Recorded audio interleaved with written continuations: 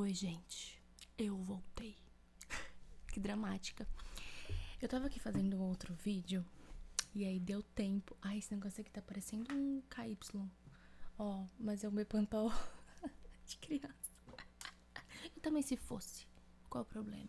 Inclusive lembrei, ó, vamos emendando aqui as vozes. Esses dias a Flora tava aqui com a minha comadrinha. Ela tava botando a roupa na Flora e eu tirei uma foto linda, assim, das duas. A Flora rindo, se divertindo. E aí tinha um vibrador em cima da minha mesinha de cabeceira. Eu mandei a foto pra ela, desesperada. Depois que eu vi, falei, amiga, deixa eu apagar o vibrador ali, né, o brinquedo. Aí eu fui, apaguei e mandei a foto pra ela. Enfim, gente, vamos voltar. Oi, voltei. Voltei lá do mundo dos médiuns. O que é o mundo dos médiuns? É onde moram os medianos. Entendeu? Então, e como eu sou uma pessoa mediana, não sou especialista em nada, mas estou me forçando a ser mediana, de falar de um assunto muito sério, porém deixando claro que eu sou uma pessoa mediana nisso. Sabendo que eu sou uma pessoa mediana neste assunto, acho que nem mediana, acho que tem muita coisa ainda, ó, muito mato pra eu desbravar desse assunto, eu trouxe aqui uma cola. Este livro aqui, ó. Aurora, O Despertar da Mulher Exausta, de Marcela Ceribelli. Eu li esse livro já, eu li ele ano passado, ano retrasado. Ele é um bálsamo, gente. Ele também é um banho de água fria. Eu vi uma entrevista num podcast aleatório, assim, com a Marcela Ceribelli, falando o quanto de mulheres que pediram o divórcio após lerem esse livro. E não é à toa. Mas tem hora eu tenho que dar um arroto, já repararam? Todo vídeo. Mas vai ficar, que eu não corto nada aqui vai assim mesmo. A gente tava falando no outro vídeo sobre esse assunto, né, um pouquinho, e aí eu quis fazer um outro vídeo aqui, porque eu lembrei que, inclusive, no sábado, a minha mãe veio aqui em casa e a gente teve um papo muito longo sobre esse assunto. Enfim, gente, esse livro aqui, eu vou botar o link aqui na bio, pra vocês comprarem lá na Amazon, vende, entrega super rápido, é um livro, assim, um bálsamo. E aí, estudando um pouco sobre a história do feminismo e aonde as feministas começaram a entrar em lugares, em movimentos, em poderes, para poder conquistar direitos básicos, tá? Não tô falando de direito a votar, dirigir, básicos, de simplesmente conversar. Eu lembro que na escola a minha mãe era muito chamada porque eu falava a aula inteira com as minhas amigas e era um pouco difícil a professora conseguir dar aula. Então eu sempre fui muito faladeira. Eu sou muito faladeira. Isso de falar que em uma época as mulheres não poderiam conversar entre si, nem se reunirem em grupos. Não podia. Eu vou ler pra vocês, tá? Tá aqui, fofoca e desunião feminina, é um capítulo do livro da Marcela, lá na página 81. Vou ler pra vocês. Só que poucas coisas são mais assustadoras para o patriarcado do que a união feminina.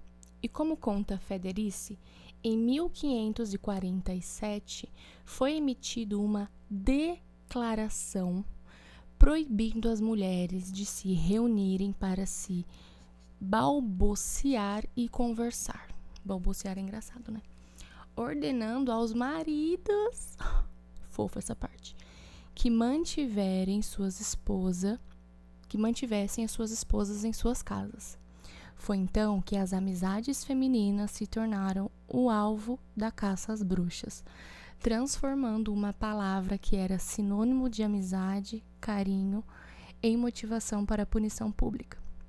As mulheres eram, inclusive, encorajadas sob pena de tortura a relatar amigas, irmãs, mães e filhas. Rapidinho aqui, tá? Para você ter uma ideia, era o próprio marido quem aplicava a punição, que consistia em um tipo de ferro na boca, a ser usado pela mulher durante horas. Vocês já usaram aparelhos de dente? Dói, né? Machuca. Vocês imaginam que as mulheres foram proibidas a se reunirem para conversar. balbuciar, acho muito fofo essa palavra, para poder conversar. E o que será que elas conversavam? Será que elas estavam fazendo um plano para dominar a sociedade, para conquistar a lua, para fazer a primeira aparição, para se comunicar com os extraterrestres, para beber detergente? Quem bebe detergente acho que precisava de uma punição. Enfim, tô brincando, gente, supostamente. Então, assim, elas foram proibidas de se reunirem e conversar.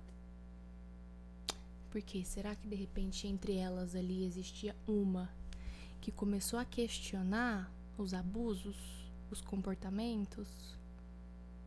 E quando tem uma pessoa que passa a questionar a sua vida e passa a ser uma resistência ao poder da machosfera, começa a ser perigoso esta pessoa estar em comunicação com outras mulheres, né?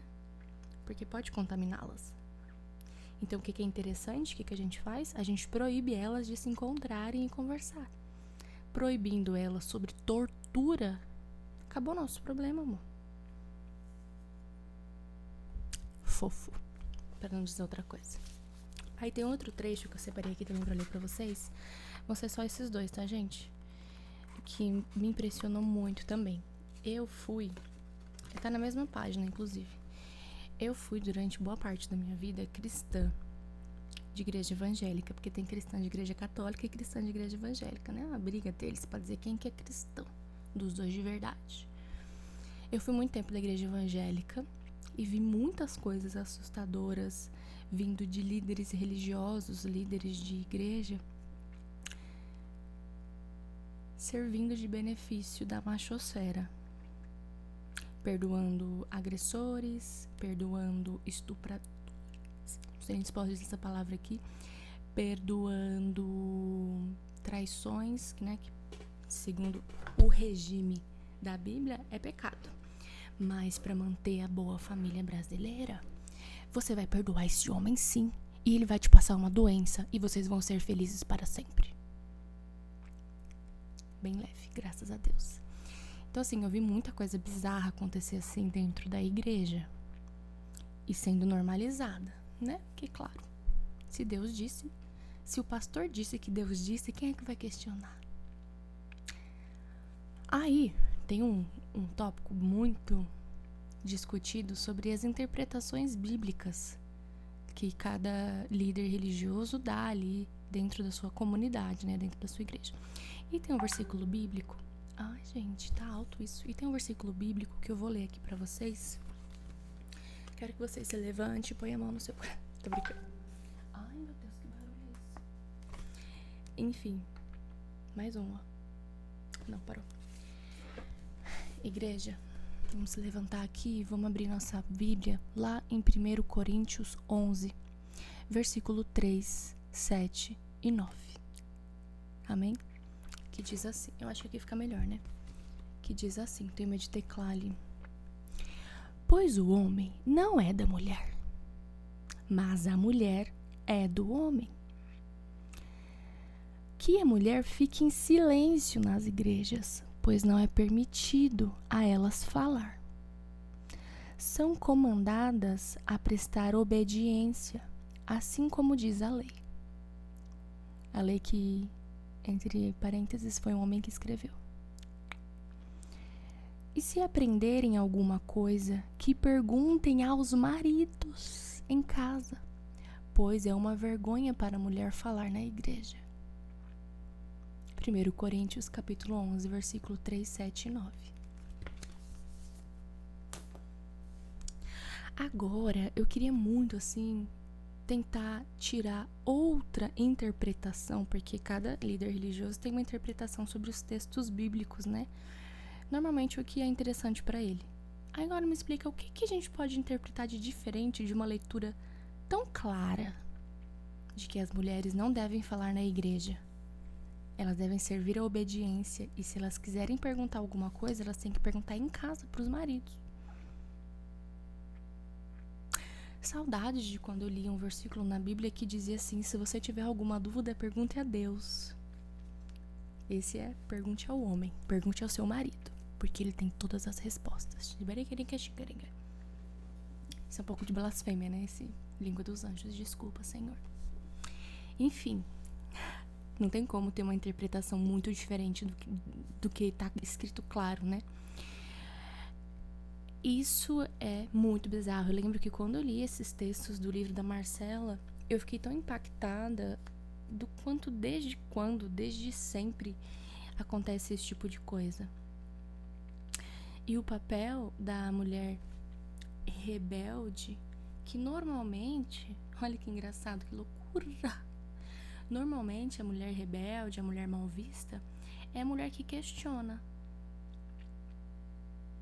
que vê uma certa estrutura ali que a prejudica ou que a beneficia só uma parte e questiona aquilo. Imagina uma mulher dentro da igreja levanta a mão e fala assim: isso é misoginia. Ou que levanta a mão e fala assim: ontem meu marido pegou o chinelo dele 44 e deu na minha cara. Será que a gente deve perdoar ele, pastor? Não. Vocês foram proibidas de falar na igreja. Vocês podem perguntar só pro marido em casa. Aí chega em casa e pergunta pro marido: você acha legal você fazer isso comigo? Ele diz: eu acho muito bom, porque eu estou te punindo por você ser desobediente. Então, assim, quando existe uma mulher mal vista dentro de grupos, hoje mesmo, assim, dentro de família, dentro de vários contextinhos, assim, dos nossos nichos, das nossas bolhas, que é uma mulher que fala o que pensa, que é transparente, que impõe os seus limites e as suas vontades, sendo elas: não quero fazer isso, não concordo com isso, não acho que isso é legal, ou que coloca o limite na pessoa assim: eu não acho que você tem que me tratar dessa maneira, eu acho que tá faltando respeito. Sabe, a mulher que peita qualquer pessoa, qualquer e a todos que a desrespeitar, essa é a mulher mal vista. A rebelde, a grossa, a estúpida. Mas a mulher boazinha é a mulher que aceita tudo, que não questiona. Nossa, gente, esse assunto realmente tem sido um assunto que eu tenho lido tanto e consumido tanto esse tipo de conteúdo, que eu posso estar falando de uma maneira tão mais, não sei se é certo dizer tão mais mediano, mas talvez eu não tenha talvez eu não estou nem conseguindo explicar com palavras e dividir esse assunto com ninguém que não assiste esse canal. Tudo bom? Porque isso realmente é um assunto que tá criando muitos triplex na minha cabeça e me deixando muito maluca com esse tipo de assunto, sabe? O quanto isso é agressivo. Isso é muito agressivo. Enfim, dentro do meu mundo, eu sou um pouco a mulher difícil. Eu não sou muita mulher boazinha, não. Porque eu imponho limites em todos. Precisa ter limites. Não estou falando em qualquer situação bobinha, bestinha, que às vezes dá pra passar. Sabe aquela situação besta que você olha pra pessoa e fala assim: gente, isso é tão inútil e desnecessário que não vale a minha energia, então deixa passar.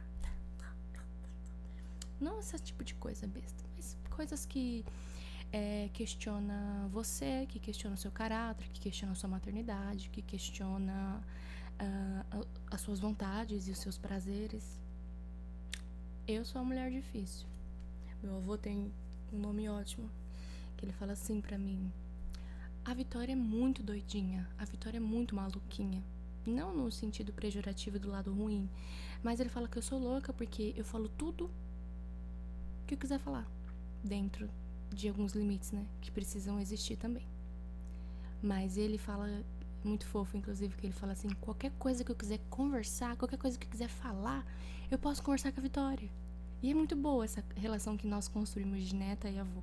Eu falo com meu avô sobre sexo, eu falo com meu avô sobre drogas, eu falo com meu avô sobre experiências que eu tive, sobre as experiências que ele teve. Então, assim, é uma troca que não existe aquela não é uma ética é a palavra certa, mas que existe um padrão, uma cartilha, um manual de como são essas relações entre família. As famílias, hoje, quando se reúne, surge um assunto sobre sexo, por exemplo, fica todo mundo meio assim, ó. Como se ninguém fizesse sexo. Como se eu, que sou filha da minha mãe, que sou filha que é filha do meu avô, que meu avô é filha da minha bisavó, eles nunca transaram, amor, antes de chegar eu, assim. Todo mundo religioso, graças a Deus, foi aqui oração, jejum e oração, que eles nasceram. Ai, e eu sou o tipo de pessoa que na festa de família fala assim, gente, vamos lá. Se surgiu um comentário aqui sobre sexo de qualquer pessoa que tá aqui, ninguém tem que fazer essa cara, porque aqui todo mundo, se não faz, já fez. Então qual que é o problema de falar sobre sexo? Eu meti essa, depois de tomar 2 garrafas de vinho também, que a gente fica um pouco mais corajosa, né, amor? E aí foi engraçado, mas isso é muito importante, a gente botar limite nas pessoas, no mundo. Porque um dia a gente foi calada e a gente conseguiu, não sei como, não li sobre isso ainda, mas a gente conseguiu quebrar esse direito. Apesar de ter muitas pessoas, muitas mulheres que vivem dentro de seitas religiosas que ainda aceitam ser caladas, ser manipuladas. A manipulação é o mais fácil, né? Na realidade, em toda seita tem que ter a sua manipulação, mas que aceitam ser caladas, violentadas. É difícil. É isso, gente. Acho que eu já falei um bocado. Eu vou agora fazer um chazinho pra fazer ficar um tempo sem fazer nada. Que minha psicóloga pediu pra eu ficar pelo menos 10 minutinhos do meu dia sem fazer nada. Eu vou aproveitar que a criança tá dormindo pra eu conseguir fazer isso. Vocês acham que eu falo rápido demais? Foda-se, ninguém assiste esses vídeos mesmo. Tchau, gente. Vocês sabem, né? Se alguém assistir, se quisesse... se inscreve, porque se inscreve sim, porque... menina acordou, Jesus. Porque esse foi um conteúdo até que não tão mediano assim, eu achei, tá? Então se inscreve aí, dá o seu like e é isso aí. E tchau. Ai, meu Deus, menina acordou já, tô lascada. Nem vou poder fazer nada.